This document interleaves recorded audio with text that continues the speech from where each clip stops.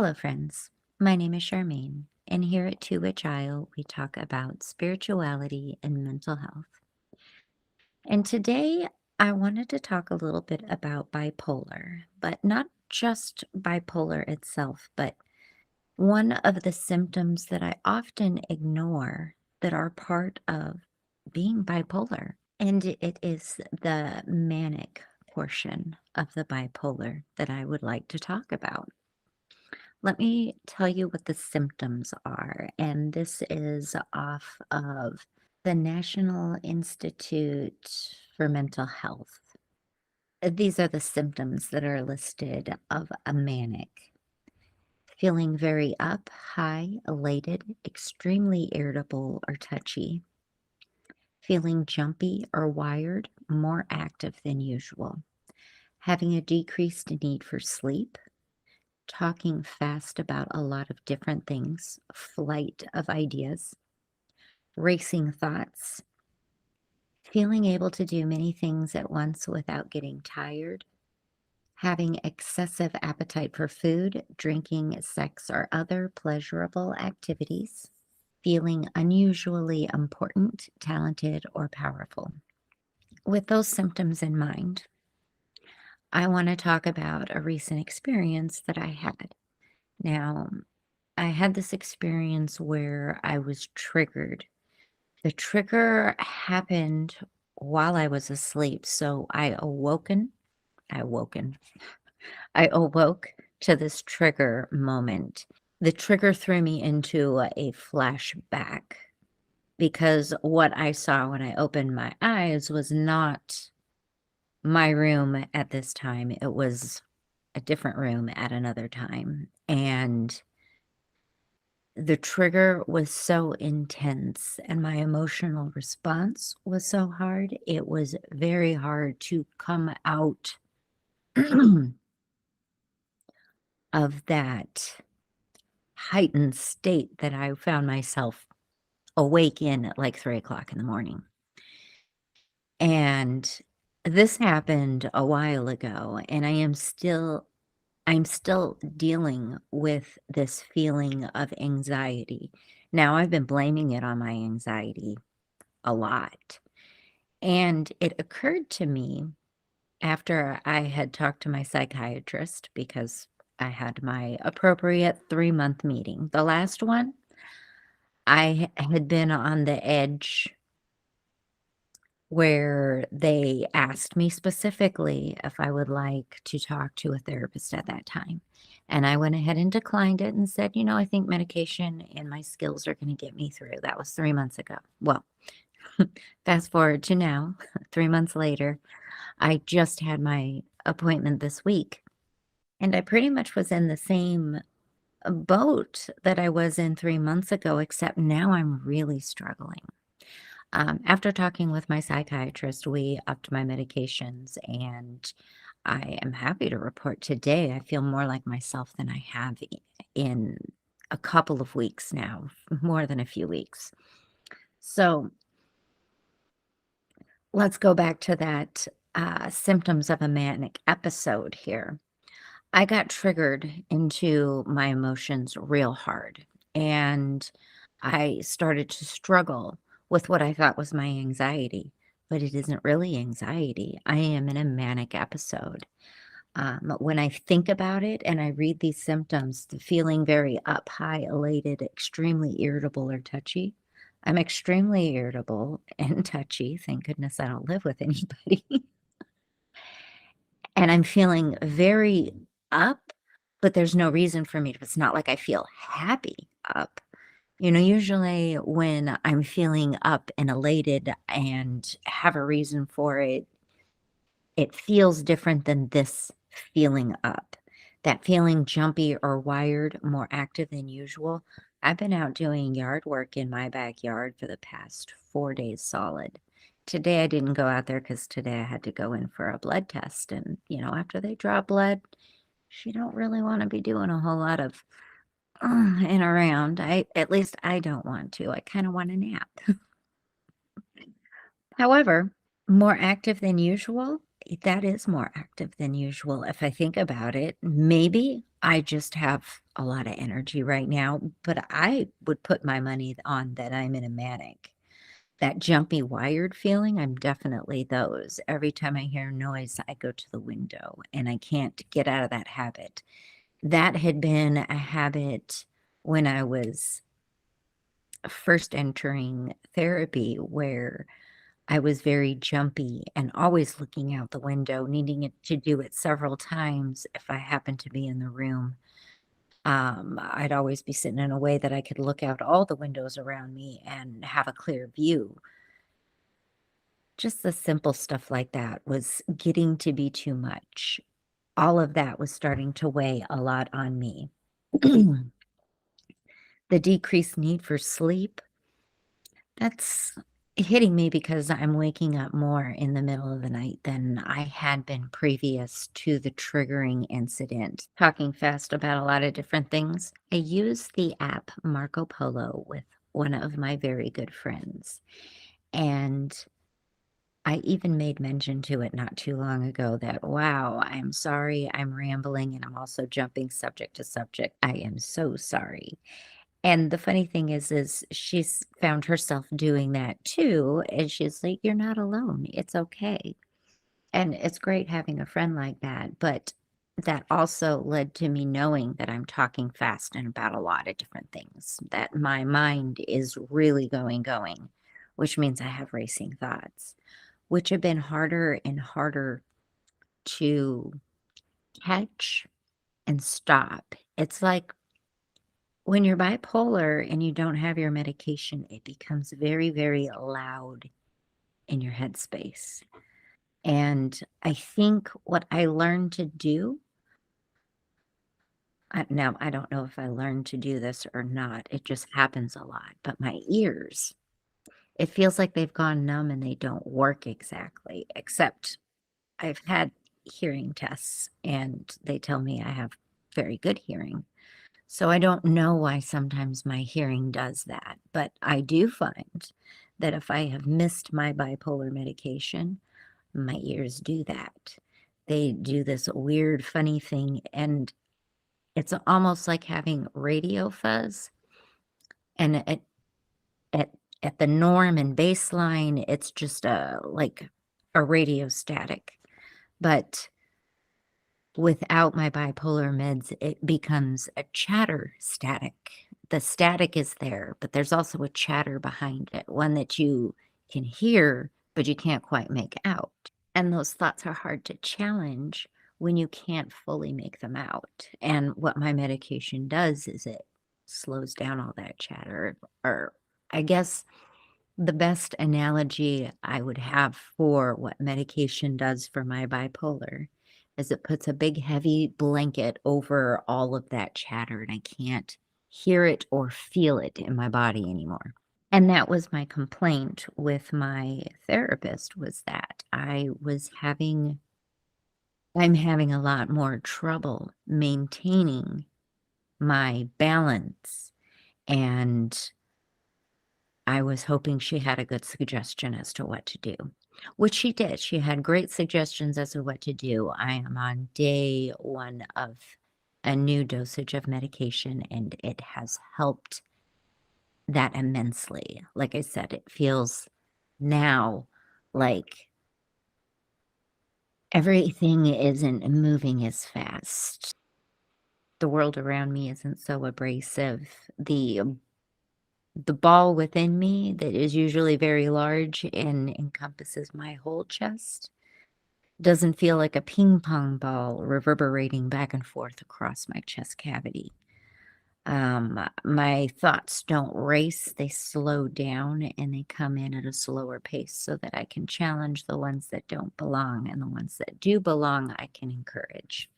Now, because we're talking about bipolar, I'm going to go ahead and go through the list of the depressive episode symptoms because those go along with the manics. It's kind of the bi and the polar. You have both of these things. And because we're talking about the one, I should bring up the other. Symptoms of a depressive episode, as listed, are feeling very down or sad or anxious, feeling slowed down or restless, having trouble falling asleep, waking up too early or sleeping too much, talking very slowly, feeling unable to find anything to say or forgetting a lot, having trouble concentrating or making decisions, feeling unable to do even simple things, having a lack of interest in almost all activities, feeling hopeless or worthless, or thinking about death or suicide.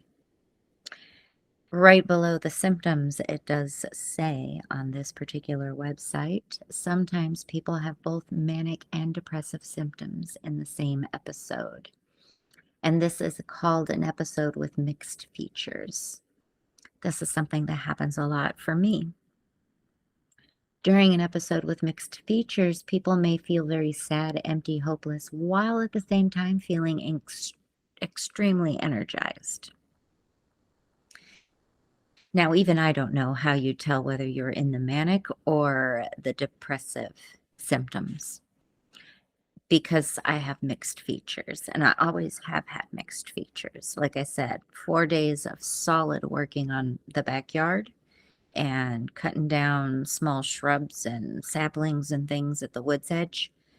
And then the coupled with the other side where you have the depressive things where that is about the only thing I could do was focus on that. That was all I had capacity for, that and taking care of chickens. Because they are bossy. You may not believe it, but chickens are very bossy. So that's all I've really had the capacity to take care of for the past couple weeks. And that has me feeling in that sad sort of down state. And that has this this episode has been very intense. And I realize now how intense it was because now I'm newly on a dose of medication that is effectively helping my bipolar episodes. And that is the point of medication, at least the bipolar medications, is to help you not have as many of those episodes. And as much as it feels like a setback, getting triggered and having to go through this whole process all over again like it's brand new. Yeah, it felt like a setback. Um, yeah, it hurt. And I have to remind myself all of the hard work that I put into keeping myself balanced, even though I was struggling to keep that balance, I was still maintaining the balance. And now that I have the medication to help me, it feels so much better. Now, thinking back, now that I have medications and I'm a little clearer, I can think of more than just my immediate distress. I believe, and it probably says in my charts, and when I talk to them in 2 weeks to touch base, I will probably ask the question. But my guess is about this time every year, I have to bump up my medication, even though I don't want to. And it feels like a setback every year. And every year, this is a cycle I go through when I should start to look forward to, hey, you know what? It's getting to be that time of year. The Christmas tree's going up. It's probably time to bump up that medication preemptively before I go into a manic, a depressive, or a mixed feature episode. And maybe I will skip the hardship that I experience every time I don't catch the cycle early enough, which I don't because I hadn't really thought about it before. Now that I've thought about it and really kind of put the two things together in the last couple days, because I just had my appointment and just had my medication fixed and it just came together. Now let's go into that little spirituality aspect of it. During my yoga practice, I also add a little bit of meditation in there and some intention setting.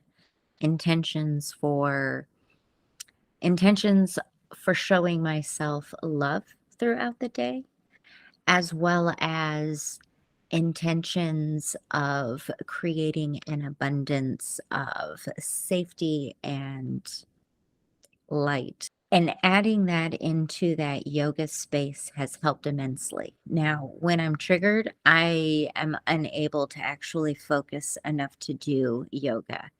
And in the past 2 weeks, even though, like, the first week I was okay, but the past week I have struggled even to do yoga. In fact, I even missed a couple of days where it's usually a daily practice. I gave myself a couple of days off. And I don't normally do that because no longer was I practicing every day. I noticed a difference in the way that my body feels without the yoga versus doing the yoga. Taking that 2-day break was what helped me realize, oh, yeah, this is why I do yoga every day. Now I also ride my bike every day. I'm able to bike every day. It's sometimes it's the yoga, it's that quieting. And I know lately it was because of that anxious feeling. Now I know that would be my bipolar symptoms. I have fought my bipolar diagnosis most of my life and was on and off medications for most of my life. Only the last 15 years or so have I stayed on the medications that I was put on for my bipolar. The times that I fall off my medications, it was always only for a few days and I would notice and get right back on them. And that hasn't changed, I have found. You never know when something is going to trigger you and bring on symptoms that you have forgotten were so irritating to deal with. And boy, oh boy, this bipolar episode for me has really been sucky. Although now I see more because I looked into it a little bit more. I wanted to see what bipolar was exactly. Always learning about your health is important because even though it's been years, it's important to revisit things. After talking to my psychiatrist, we are doing a blood test to see which medications will work best with my genetics. That is something I had never heard of. So I'm very much looking forward to the results of my recent blood tests because we're going to decide whether or not we need to add something to help my medication along. But I think that just this little shift in medication has made a difference already. I'm feeling more confident and I'm trusting the skills that I've learned more than I was a couple days ago, where it was so shaky that I was thinking to myself, oh my gosh, I might need to call the crisis hotline to talk this out. So, this is a reminder that if you are diagnosed, take your diagnosis seriously.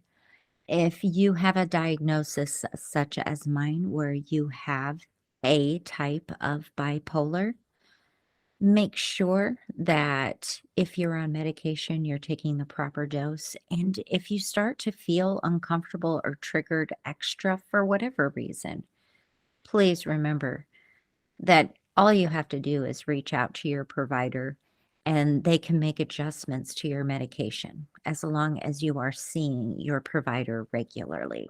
I am fortunate enough that I am able to see a provider regularly. Due to circumstances that are out of my control, my group therapy that I normally attend weekly was put on hold for the past few months. I'd say about 5 months. And I'll tell you, I noticed the difference in myself and my ability to remember and use the skills. Not only that, but also just not having that outlet where you have camaraderie in a group therapy setting where you know everybody there has experienced something similar to you. It's sort of like a family in itself. I realize after 5 months without, I absolutely still need that group therapy. Due to my living circumstances, that group therapy provides an outlet for discussion that I don't get on a regular basis, which is something that I absolutely need and need to keep in touch with. So I am fortunate and glad that group therapy has started back up. That plus my medication changes should help improve the bipolar episode that I happen to be going through. Now, I am grateful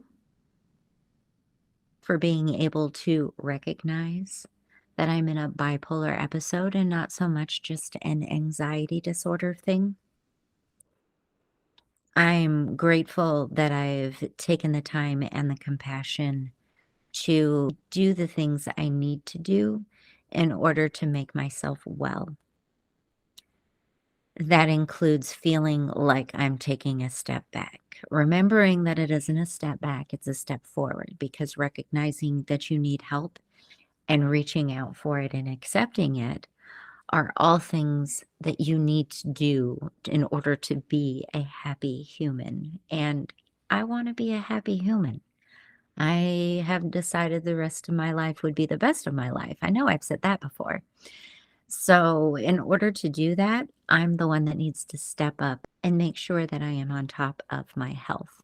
Because that also leads to my spirituality, and taking care of what I feel my soul needs is important. What my soul needs is peace, and triggers bring nothing but chaos to peace. And I am working on getting my peace back and my balance back. Um, and that is just part of the healing process.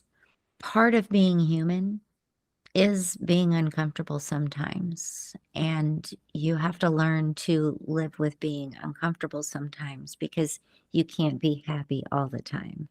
And I think I've said that before in one of my other podcasts. And this is just one of those moments for me where I I'm okay. I'm just in an uncomfortable place. But uncomfortable places lead to growth. And growth is what you need to be happy. And so that's what I'm looking forward to, is the growth that I will receive after this uncomfortable phase. If you struggle with your diagnosis, if you struggle with especially a bipolar diagnosis, I don't blame you. I struggled too for a long time. But I also realize now how much more helpful it is to work with what's going on and figuring it out and keeping on top of it.